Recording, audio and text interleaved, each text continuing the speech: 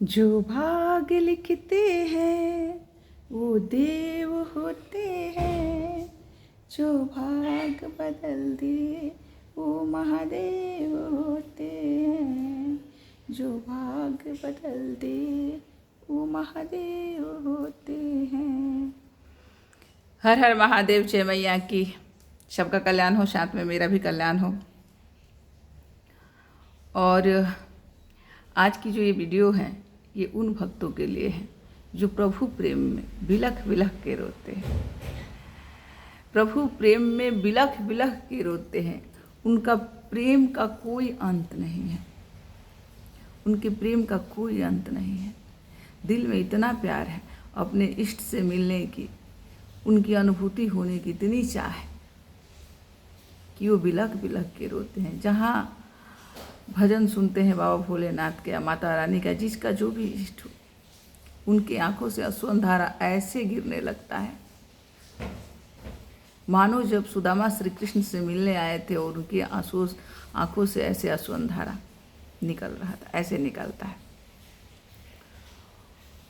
प्रेम, प्रेम पवित्र प्रेम, पवित्र प्रेम वो है जो हम ईश्वर से करते हैं। और इंसान से प्रेम करने में आपको वो खुशी नहीं होती, वो दर्द उतना नहीं होता जितना ईश्वर को आप जब प्रेम करते हो ना, तो इतना ही खुशी और इतनी ही दर्द आप लेते हो और वो दर्द आपको इतना अच्छा लगता है। अपने इष्ट के प्रेम में आपको रोने का मन करता है, आप रोते हो बैठ के एकांत में। किसी दुनिया के किसी भी चीज़ से कोई लगाव नहीं होता। आप तो बस उन्हीं की याद में, जैसे एक प्रेमी अपने प्रेमिका की याद में खोया रहता है, आप खोए रहते हो। हमेशा एकांत रहना, उनके साथ हमेशा रहना, उनके होने की अनुभूति होना कि वो मेरे साथ हैं। और सिर्फ एक झलक पाने को बेकरार होता है मन, एक झलक पाने को।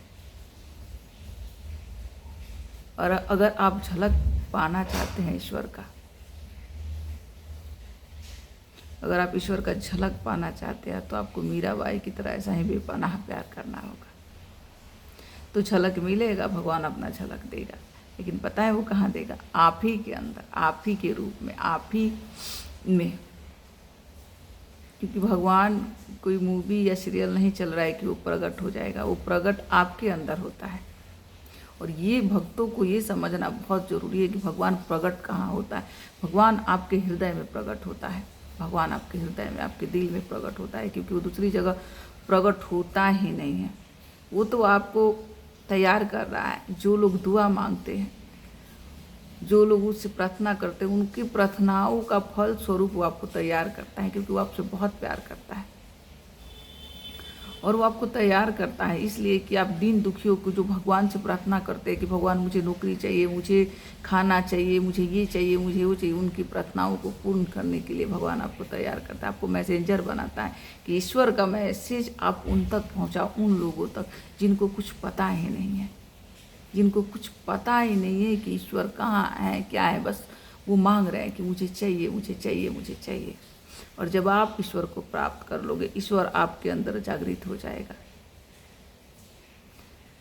तो फिर आप मांगना ही बंद कर दोगे। आपको कुछ चाहिए नहीं, फिर आप तो पूर्णता को प्राप्त कर लोगे ना। आपको कुछ नहीं चाहिए, आपको उसके अलावा कुछ नहीं चाहिए, बस उसका साथ चाहिए। और आप इसलिए रोते हैं उसके याद में कि प्रभु मुझे छोड़ना मत, मुझे कभी मत छोड़ना। ये एक दिन की खुशी ना हो, बल्कि जन्मों का, जब तक मैं जीऊँ मेरे साथ चलना, मेरे साथ रहना, मुझे संभाले रखना, मुझे पकड़े रखना। मुझे आप चाहिए, मुझे आप चाहिए, मुझे आप चाहिए। और ये अनुभूति जिस भी व्यक्ति को होता है, आप समझ लीजिए कि उस ईश्वर का चुना हुआ इंसान है। ईश्वर ने उसको चुना है इस धरती पे कुछ करने के लिए, ना कि प्रभु के प्रेम में तड़प तड़प के मरने के लिए। क्योंकि ईश्वर कहता है कि आप मेरे प्रेम में तड़पो मत, आप मुझे पहचानो, मैं तो हमेशा ही आपके अंदर हूँ, पर आप मुझे पहचानते नहीं हो, बाहर ढूंढते हो, इसलिए मैं मिलता नहीं हूँ। और आपको इसलिए इतना दर्द मिलता है, आप पहचानो। और ये भी बात सत्य है कि ईश्वर को प्राप्त करने के लिए दर्द से तो आपको गुजरना ही पड़ेगा। वही दर्द जो एक प्रेमी को प्रेमिका से या प्रेमिका को प्रेमी से होता है, से वही दर्द आपको झेलना पड़ेगा, तब जाके ईश्वर आपको मिलता है, इतनी आसानी से नहीं। आप समझ लो ये कि आईएएस का जो पेपर देता है ना बच्चा लोग, उससे कहीं कहीं पता नहीं हजारों गुना ज़्यादा कठिन मेहनत करनी पड़ती है भगवान को जागृत करने के लिए, भगवान को प्राप्त करने के लिए। तो बस भगवान को अपने अंदर ढूंढिए, उन्हें पहचानिए और अपना और दूसरों का सबका कल्याण कीजिए, क्योंकि आप वो चुने हुए इंसान हैं जिसको ईश्वर ने चुना है जन कल्याण करने के लिए। दूसरों की दुआओं का फल है आप ही। भगवान तो आ नहीं सकता ना, तो वो आपको चुना है, आपको भेज रहा है। और ईश्वर कैसा होगा? ईश्वर बिल्कुल आपके जैसा होगा, निर्मल, कोमल, निश्चल।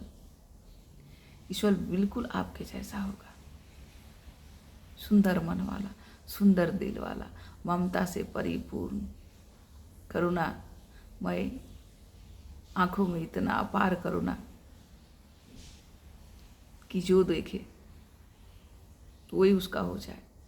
ऐसा होता है भगवान, ऐसा होता है परमात्मा।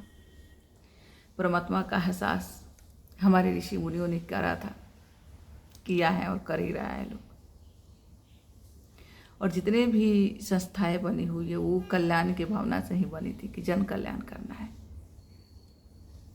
क्योंकि एक साथ में लोगों को इकट्ठा करना बड़ा मुश्किल होता है। तो जन कल्याण करना है और वहाँ लोगों का कल्याण होता है। लेकिन आजकल धंधा बना दिया है, क्योंकि कल्याण की जगह पे ये चीज़ें कंपटीशन में उतर आए हैं कि भाई उनका संस्था ज़्यादा अच्छा चलता है तो हमारा भी ज़्यादा अच्छा चलना चाहिए। ये कंपटीशन में उतर गए हैं, जिसकी वजह से आम आदमी वहाँ चला जाता है, ठगा जाता है। आम आदमी अगर एक बार जुड़ जाता है तो उसके पास उसके लिए भी समय नहीं बचता। क्यों? क्योंकि फ्री में नौकर उनको मिलते हैं। तो कोई बात नहीं, आप उसको सेवा समझ के कीजिए, आप उसको सेवा समझ के कीजिए। अगर आप जा रहे हैं तो सेवा समझ के कीजिए और भगवान को कहीं बाहर नहीं, अपने में ढूंढने की कोशिश कीजिए। और हर अंधविश्वास की जंजीर को तोड़िए, क्योंकि लोग हमारे डर का सौदा करता है, उन्हें पता है हमारे लालच का सौदा करता है, हमारे लोभ का सौदा करता है। उन्हें पता है वो एक बार हमारे आंखों में जब हम अपनी बातें बताते हैं ना उन्हें, तो वो लोग समझ जाते हैं कि बड़ा डरा हुआ है, ये तो अंधविश्वासी है। और हम उनके अंधविश्वास में फंस जाते हैं। वो जो जाल बुनते हैं ना, उनके जाल में फंस जाते हैं। तो जाल में बुनना नहीं है। अगर आप वहाँ कुछ सीखने के लिए जा रहे हैं तो देखिए, जाना गलत नहीं है, क्योंकि हम कहीं ना कहीं जहाँ भी जाते हैं ना कुछ सीखते हैं, लोगों से जुड़ते हैं तो कुछ ना कुछ सीखते हैं। पर आपको वहाँ से सीख के निकलना है, समझना है कि सही है कि गलत है। किसी के भी झूठे साचे गलत चीज़ों में बिल्कुल अटकना नहीं है, बिल्कुल उलझना नहीं है, क्योंकि आप उलझ जाओगे ना तो आप उस भगवान को नहीं प्राप्त कर पाओगे, बिल्कुल नहीं। आप बस वहाँ फंसे रहोगे, वो आपके दिमाग के साथ में खेलते रहेंगे। और प्रभु कभी ये नहीं बोलता कि आप किसी के दिमाग के साथ खेलो, वो बोलता ही नहीं है कि किसी के दिमाग के साथ, किसी के माइंड के साथ खिलवाड़ खेलना है। वो क्यों कहेगा? वो नहीं कहेगा। वो सब वो लोग कहते हैं जिन्होंने भगवान के राह को, भगवान के मार्ग को एक बिजनेस बना लिया है। ज्ञान बांटना बहुत अच्छी बात है, क्योंकि ज्ञान से ही कल्याण होने वाला है। पर हमें ज्ञान के नाम पर हमें फंसाया जा रहा है, तो उससे बचना है, उससे निकलना है। और आप अपने कर्म को दिव्य बनाओ, आप अपनी भावनाओं को दिव्य बनाओ, आप अपने मन को दिव्य बनाओ, आप खुद को दिव्य बनाओ। परमात्मा कहीं आपको छोड़ के नहीं जाएगा। आप घर में भी बैठे रहेंगे ना तो उसके होने का एहसास, अनुभूति आपको होता रहेगा समय समय पर। तो बस अभी के लिए इतना ही। जय माता दी, हर हर महादेव। फिर आएंगे वीडियो लेके, फिर आएंगे बाबा का महिमा करने के लिए। जय माता दी, हर हर महादेव। नमः पार्वती पते, हर हर महादेव। जयकारा शेर वाली दा बोल, साचे दरबार की जय। जय माता दी, सबका कल्याण करे, साथ में मेरा भी माँ।